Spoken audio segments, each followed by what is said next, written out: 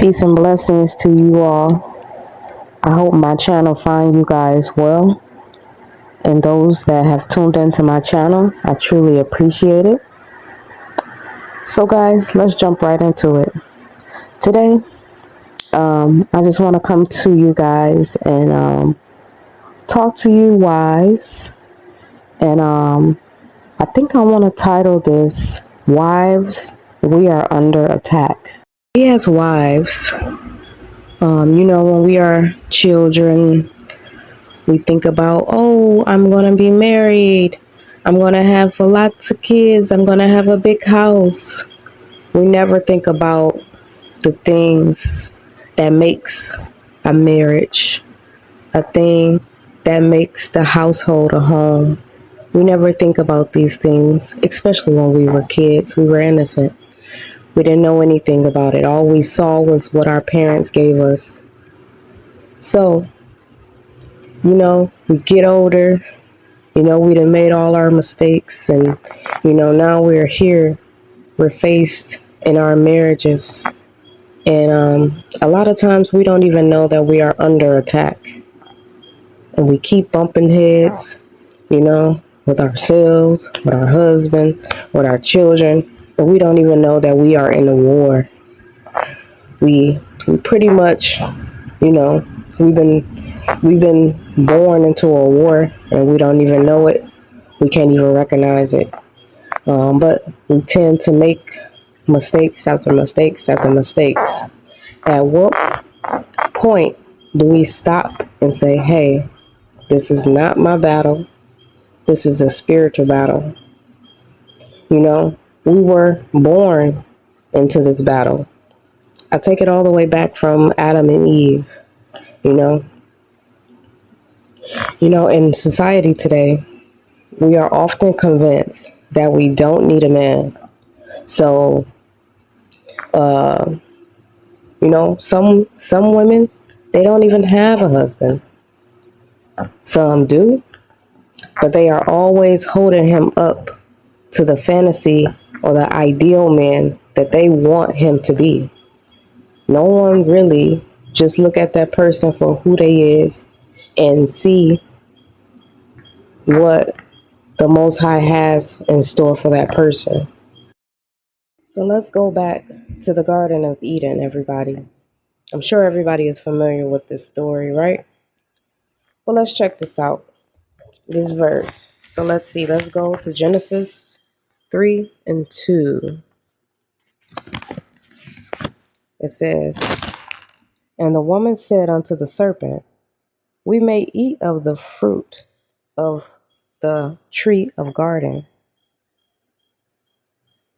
but of the fruit of the tree which is in the midst of the garden, God hath said, Ye shall not eat of it, neither shall ye touch it, lest ye die.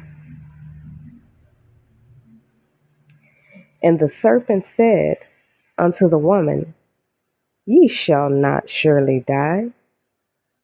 Verse 5, "For God doeth know that in the day ye eat thereof, then your eyes shall be opened, and ye shall be as gods." Check this out, y'all.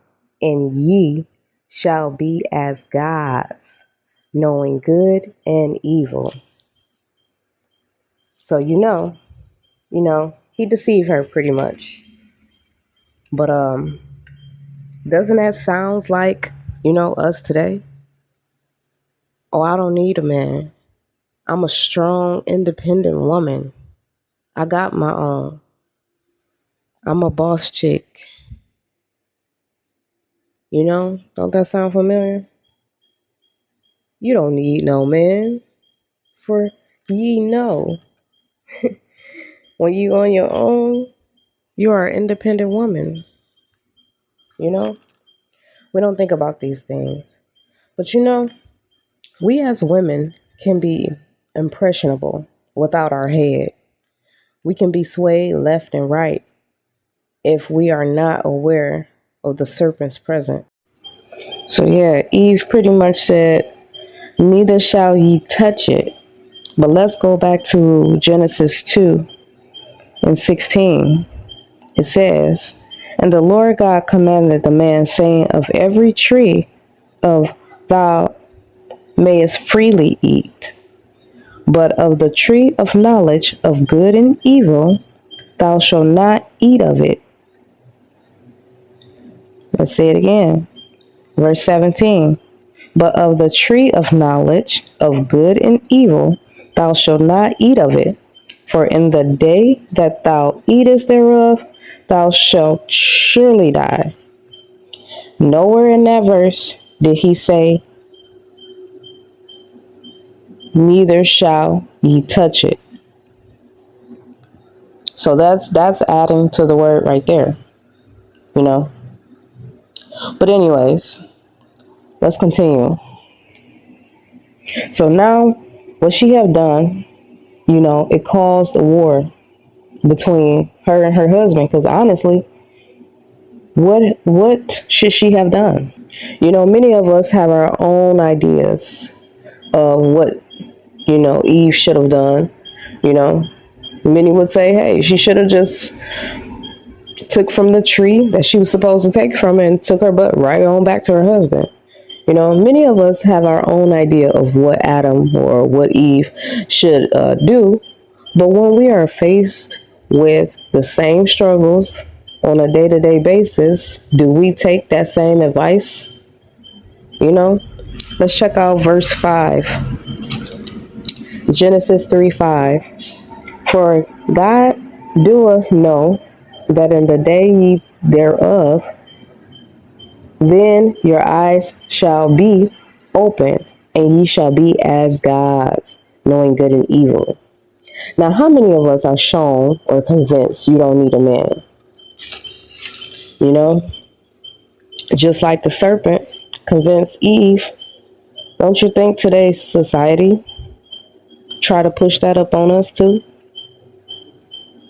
You know, just like the serpent convinced Eve to question God, we too often question our man's existence. Or, you know, sometimes we don't even acknowledge their roles in our lives. You know, we have this narrative that I don't need a man. I can do it by myself. I can raise these kids on my own. I can make my own money. What do I need a man for? You know, when that wasn't the Most High's original plan, you know? You know, I got my own opinion. I got my own this. I got my own that. I got my own mind. I don't need no man doing anything. I got this. You know, they really believe those things. You know, they really believe that, you know, the material things really can sustain, you know, a relationship. You know, they come with this idea now. When they say, what do you bring to the table? A lot of women will name a whole bunch of materialistic things, but in reality, those things don't mean a thing. It really don't. It's just an addition. Remember, Eve didn't have her own this. Eve didn't have her own that. Eve didn't have her own system that supports her and the children she will have. Eve didn't have none of those things. So why do we grow up in society believing that we have to chase our career, believing that we have to make all this money, you know, eventually surpassing the man because the system is already against him? But we competing with a system that wasn't designed for us to even build together. It was made for us to be divided. So our roles, you know, set it. Our roles were set, you know, from the Most High from the very beginning. You know, it was because of Eve's decision that threw us off of the Most High original plan. But somehow we keep eating from that same tree, y'all. You have to realize why the serpent didn't just go straight to Adam. He knew to go to the woman, the weaker vessel, the more impressionable, the more emotional one, and the one that is very easily swayed. And you know what? He eventually will succeed every time if we let him, you know. See, the serpent takes on many forms, y'all. He takes on many forms or identities and we don't even realize it. Sometimes the serpent can look like our emotions. Sometimes the serpent can look like our insecurities. Even sometimes the serpent can look like rebellion, especially in our marriages when we're constantly going up against our husband's decision. Even he can take on the form of that whole man versus woman identity. He can take on the form of child support, bitterness, even adultery, y'all. We got to realize when we are under attack, when this is not our battle. Sometimes we often go against our husbands, and you have to realize it's that serpent seed that keep getting us. We keep taking that fruit, y'all. We got to put that fruit back on that tree, and we have to be as one with our husband. We have to be equally yoked with our husbands, y'all. But you know what? When it came to the serpent, he knew what he was doing. Because every time when he comes to the woman, he can get to the kids. Because it's not so much of us. We pretty much, that's an easy target. But it's an even easier target when he can get to us than he can get to our children. But you know what? We as women had to think about it. You know, we as women tend to be more impressionable than men. We often can be won over by things, that's pleasing to our eyes. I'll give you a great example. How many of us know a man that can walk in the grocery store, see what he need, and get right out of there? And you know what? What do we do as women? We tend to get things that we don't even need. We even get distracted and see something that we might like, see something that we don't need. We tend to spend more in grocery stores or even stores just based on the things that we like or things that is pleasing to our eyes. We like to say, this will look good in my living room. Or, we might say, dang, I could use this for that.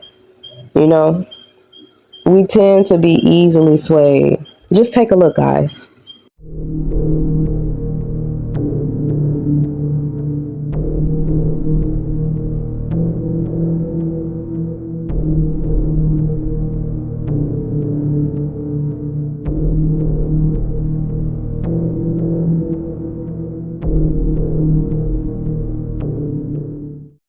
The serpent was created way before time.